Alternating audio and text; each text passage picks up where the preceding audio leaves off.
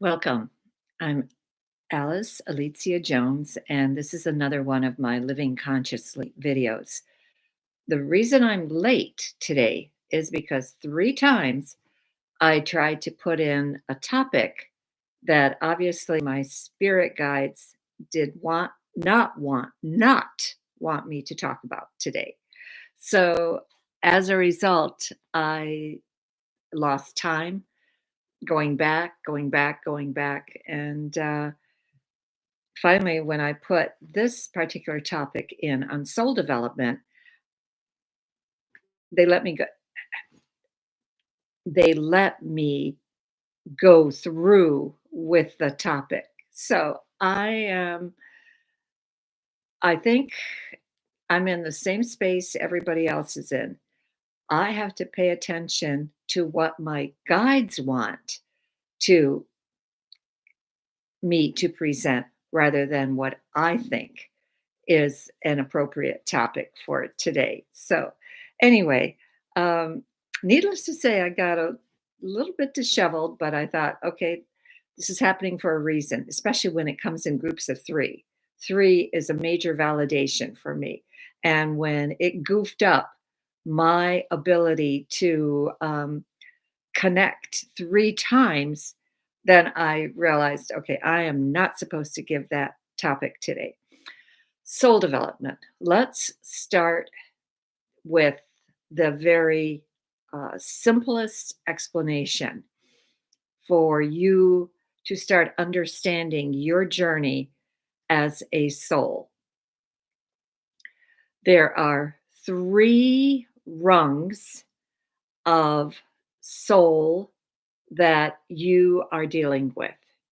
There's an inner core of 20 to 30 souls. There's the next layer of 100 to 200 souls. And then there's the last layer of approximately 1,000 souls. The inner core, the 20 to 30 souls, are the souls that you keep coming back with time after time after time. These are souls that will trade roles with you. Sometimes they might take what you would consider a very sad role or a dangerous role or an evil role or something like that.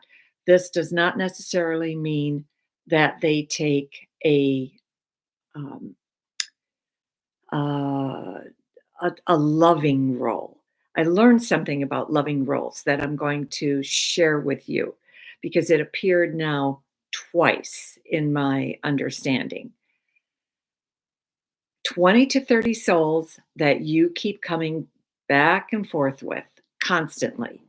And you just keep trading places, and souls that are essential to your core development, souls that are the family unit that uh, even if you, let's say, came from a family where you hated them, where nothing seemed to work in your family, um, it's okay. In a previous lifetime, they might have adored you and you might have had a wonderful, loving relationship. But in this lifetime, you chose, or I should say, your higher self chose a different set of lessons for you along with your council of 12. Your higher self is one of 12 beings that selects the major junctions of your life, then presents them to you when you are still in spirit and you have to agree to that lifetime in order for you to experience it. So please know that you always have a choice in whatever it is that you agreed to experience on this planet in this particular lifetime. So that's the first thing you have to know. The second thing is that the next group of souls, the 100 to 200 that are there, are really, really, really important to you. They are souls that that keep coming and are just very uh, influential in your lives. They could be the teacher that you had in first grade that, or fourth grade, that helped you finally learn how to read, where you hadn't been able to read before. You couldn't get the grasp of the concept of letter substitution. Get, bat, let, met, set, the et. All it had was the same sound, but it had a different beginning. So anyway, that's they're important people in your life. They're people that kind of stick around. It could be for a while, it could be for a lifetime, but most of the time it's for a while, but it's an impressionable while. Then there's the last group. There's 1,000 souls.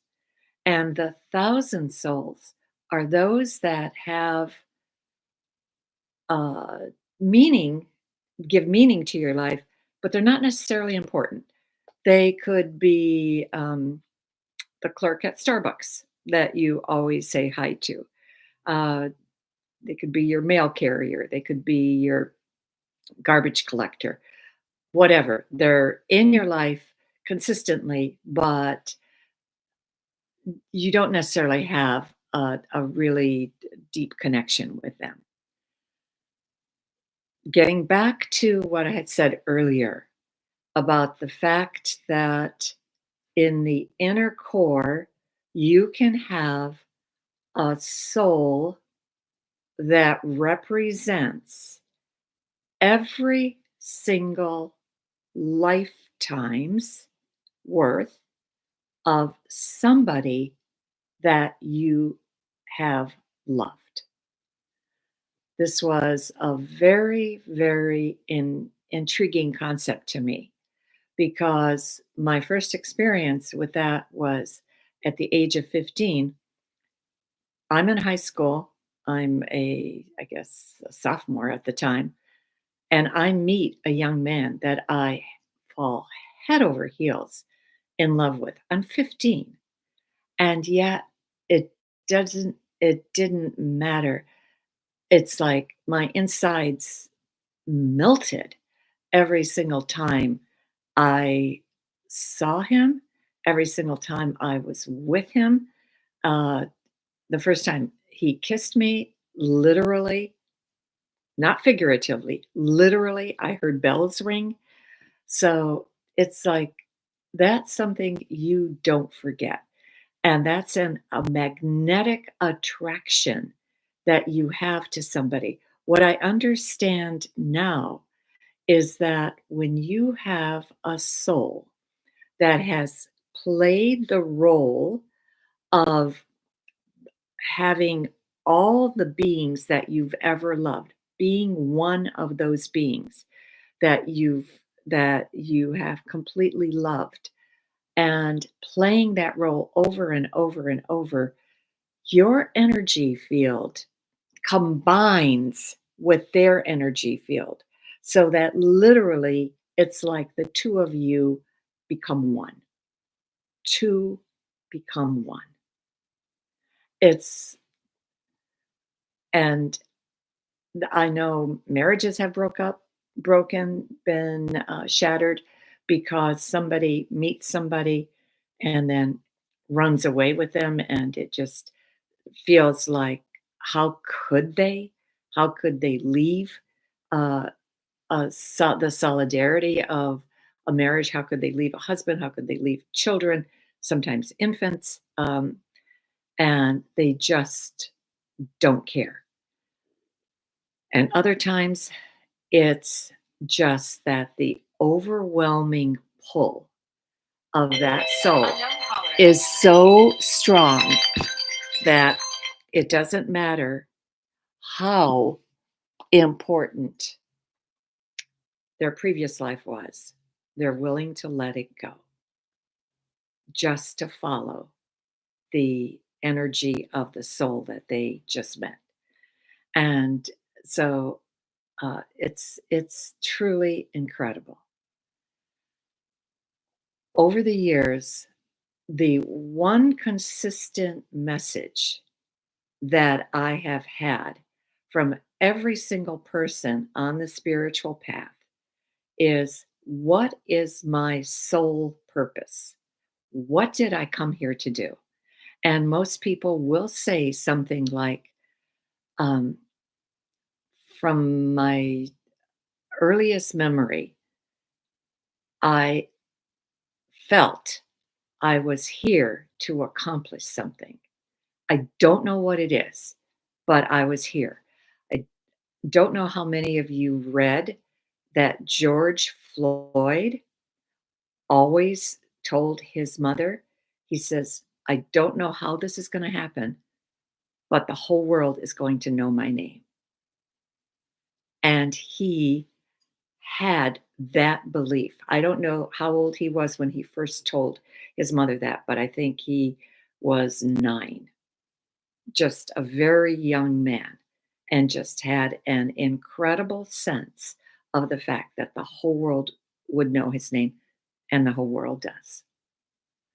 It was not necessarily the best way to become known in the world, but he started a movement that it reinforced what had been simmering for a long time. I can't say he started it. I should say more that he reinforced a movement that had been simmering for a long time. And the other thing is with soul development is that another issue that comes up for me uh, with women that are caught in the grips of tremendous guilt because they have had an abortion or two or three, and they just weren't ready to nurture that baby that was on its way. Again, my understanding that I'm going to share with you is that the same soul that is testing out what it's like to have an earthly existence shows up each time for, and every time there's an abortion, and then it will be the same soul who shows up for a live birth if you choose to go with it. So you have not killed anything. You have not deprived a soul of being of its life. There are souls in heaven that simply watch our earth and watch the journey that we take, watch the traumas that we get involved in, and they are just astonished and amazed as to how difficult it is, how difficult that just getting through a lifetime is here.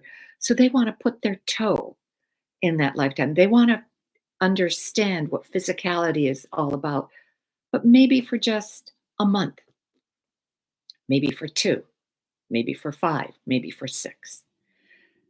A mother that chooses, a woman who chooses to uh, get rid of a fetus that is developing is not killing anything.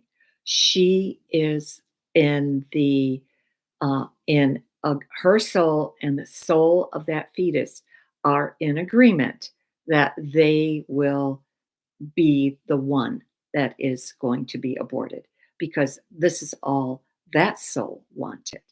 And this is all constructed, all under the care of what we call the oversoul. I am in the process of developing a class on this subject, so I will be able to have diagrams and to explain exactly what it is that I'm talking about. But for right now, the best I can do is just tell you as much as I can about this subject. Um,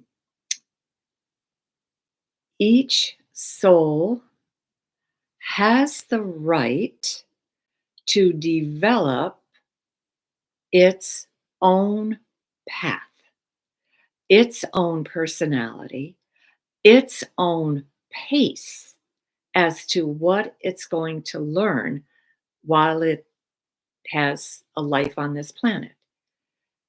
Just because somebody is not where you're at does not mean that you have any obligation to convince that person that where you're at is the right thing.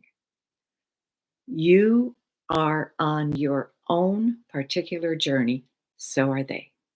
This may not be the lifetime for them to have any comprehension of what you have. So, what's really, really critical is that you not seek validation for what you experience.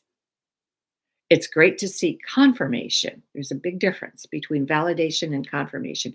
Validation, you're asking an other person to say, yes, that experience is real. Yes, it does exist. Yes, it does happen. Uh-uh. You do not have you do not have to have validation for your experiences. Your experiences are your own, and your experiences are given to you as you are able to accept them. You get more as you get understanding yourself from your higher self, that yes, you're in the place that you need to be. Yes, this is real for you. Yes, this is the way reality is in spirit. Not everybody understands that. Too many people are feel that if they don't get validation from their significant other, their spouses, their partners, their colleagues, their friends, their family, that something is wrong with them. Not so. Nothing is wrong with you. I don't want you to start feeling like, oh my God, if I don't get validation from somebody else, um, I'm a mess, or I'm doing it all wrong. You follow the dictates of your own soul. You follow the dictates of what urges come inside of you, and what your soul um, has set up for you. Period. Not what somebody else on the outside tells you that. Oh yeah, that's right. No, that's wrong. No, don't don't do that to yourself. Just don't do that to yourself. I think there was one more thing I wanted to cover that. Um, oh, this is interesting. I One of my clients recently, when I was talking to her, I was just astonished, and I said, "Oh my God, it sounds as if every single time you came to a stumbling block, you got to a do over." Because whatever it was that held her back, she was able then to have another experience that made let her push through it, let her push through in understanding, in just in anything that made her feel um, like I get it, I really get it. So the the do-over that was recently given to me as a possibility. And again, who orchestrates this? Your own oversoul sees the development of you. There's a lot more to this structure that I'm going to go over next week. But for right now, just know that this is the beginning of like I said, a class I'm developing on soul development. So I wish you a wonderful week. Um, I get to go to a magnificent garden. I'm going to Longwood, which I do once a year, and in Pennsylvania. If you've never been there, it's magnificent. I mean, every state, it seems, has a fantastic garden. I know the in Washington, we have the Arboretum. We have, of course, the botanical gardens, and then we have in Virginia we have Green Springs, and we have Meadowlark Park, which are fabulous gardens. In Richmond, we have Gunter uh, Gardens, and just, I mean, there's no more beautiful time to be in a garden than in the springtime. So, if you can tolerate the pollen, uh, please be outside as much as you can. My original topic was supposed to be on trees, so I guess that's just going to have to wait. And I wish you a wonderful week. And if you need a book on meditation, Own Your Power Day by Day is the best that's out there, completely guided by spirit hand in everything. And if you want more information on any readings that I give, any healings or classes, Alicia, ALICJA Jones.com is my website. And I bless you all. Have a wonderful, wonderful week. It's going to, I think one day it's supposed to be up to the 90s here in Northern Virginia. So I'm just absolutely astonished at the weather, but still, I bless it. For me personally, I love hot weather, and my husband hates it. So we're on opposite sides of the spectrum.